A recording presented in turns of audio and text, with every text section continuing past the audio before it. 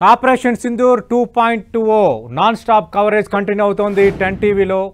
భారత్ పాక్ ఉద్రిక్తతలు కొనసాగుతున్నాయి. ఢిల్లీలో రక్షణ మంత్రి రాజ్నాథ్ సింగ్ అధ్యక్షతన హై లెవెల్ మీటింగ్ కొనసాగుతోంది. చీఫ్ ఆఫ్ డిఫెన్స్ స్టాఫ్తో రాజ్నాథ్ సింగ్ చర్చలు జరుపుతున్నారు. పాక్ దాడులను తిప్పుకొట్టేందుకు వ్యూహరచన చేస్తున్నారు. సరిహద్దులో భద్రత పెంపుతో సహా పలు ప్రాంతాల్లో సెక్యూరిటీపై చర్చిస్తున్నారు.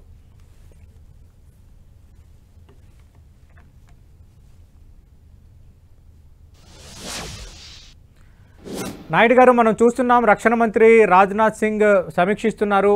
ఇంకా పాక్ కవ్వింపు చర్యలు కంటిన్యూ అవుతున్న నేపథ్యంలో నెక్స్ట్ ఏం చేయాలన్న దానిపై వివరణ చేస్తున్నారు. ఒకవేళ నిన్న కరాచీ పోర్టుపై కానీ అలాగే లాహోర్ కానీ చాలా కీలకమైన సైనిక ఆర్థిక వ్యవస్థలపై దాడి చేసిన నేపథ్యంలో ఈసారి భారత్ అటాక్ ఏం టార్గెట్గా ఉండొచ్చు, ఏ వాటిని టార్గెట్ చేసే ఛాన్సెస్ ఉన్నాయి? మెయిన్గా మనం వాళ్ళు కాన్సన్ట్రేట్ చేసేది పాకిస్తాన్ టెరిటరీలో ఉండి ఎయిర్ బేస్లు చూస్తారు.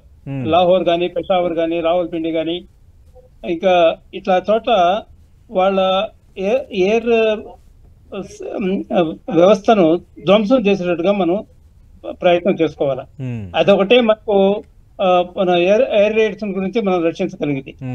నెక్స్ట్ మన ఇంటెలిజెన్స్ తో ఎక్కడెక్కడ వాళ్ళ సిగ్నల్స్ ఎక్విప్మెంట్ ఉందో దాన్ని కూడా టార్గెట్ చేసి దాన్ని కూడా ధ్వంసం చేసేటట్టుకుంటే వాళ్ళకు అసలు కమ్యూనికేషన్ ఉండదు, మన మూమెంట్ ఉండదు. ఈ రెండు చేస్తే గానీ ఎనిమిని నియంత్రించేదానికి వేరే మార్గం లేదు. ఇంకా సప్లైస్ అంటారా, కరాచీ ఎయిర్పోర్ట్ దగ్గర నుంచి ఏమి రాకుండా చూసుకుంటాం. అది కాకుండా మన దేశం నుంచి ఆదంపూర్ నుంచి కానీ, ఉదంపూర్ నుంచి కానీ, పతాన్కోట్ నుంచి కానీ, ఇక్కడ జమ్మూ నుంచి కానీ ప్రాపర్ కాశ్మీర్కు వెళ్ళే సరఫరాలను మనం వాచ్ చేసి వాటిని కూడా నియంత్రించడానికి ప్రయత్నం చేయాలి. అది ప్రయత్నం చేశారంటే వాళ్ళకు కొంచెం మనకు ఈ సప్లైస్ నిరోధించే వాళ్ళకి మూమెంటు, వాళ్ళకు మోరల్ రెండు పడిపోతాయి. దానివల్ల మన మీద ఇంకా ఏదో కవించి చర్యలు తీసుకోవాలనే ఆలోచన వాళ్ళకు తాత్కాలికంగా రాదు. వాళ్ళు ఎంత by nature they are anti Hindu, anti Indian.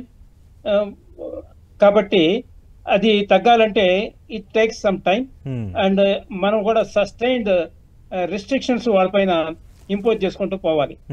అదే అయ్యో మన మన మన దేశంలో భాగమే అని అనుకుంటే కాదు. మన దేశంలో భాగం నుంచే కదా మన మీద యుద్ధాలు జరుగుతున్నాయి.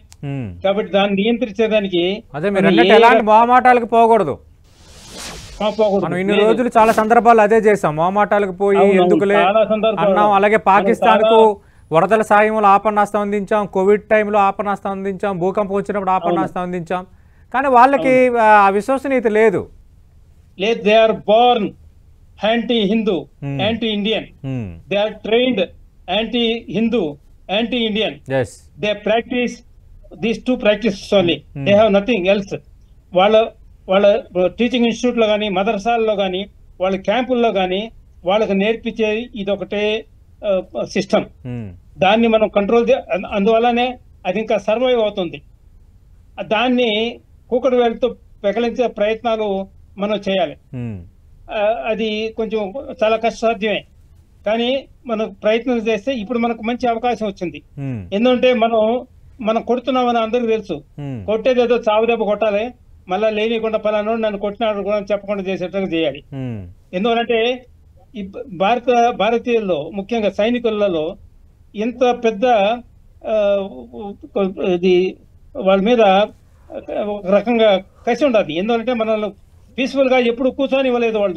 1947 నుంచి మాటికి ఎక్కడో చోట ఏదో చేయటం, రోజు మన సైనికులకు ఎవరో ఒకరిని ఇద్దరిని చంపటం, లేదా మూకుమ్మడిగా చంపటం, ఇదంతా చేస్తున్నారు. ఎప్పుడంటే మనం మేల్కొట్టాం. ఇంకా దయాదాక్ష వాళ్ళ ఎంత దయాదాక్ష లేకుండా సింధూరం చూసి కాలుస్తున్నారు, హిందూ అని కాలుస్తున్నారు. మనకు ఇంకా గుర్తురాదా? మనం దీని గురించి మనం ఏ రకంగా ప్రతీకారాలు తీసుకోవాలి? కాబట్టి యాంటీ హిందూ ఉండే వాళ్ళను మనం యాంటీగా చేసుకోవాల్సిన అవసరం ఎంతైనా ఉండదు. అది భారత ప్రజలందరూ గుర్తించాలి.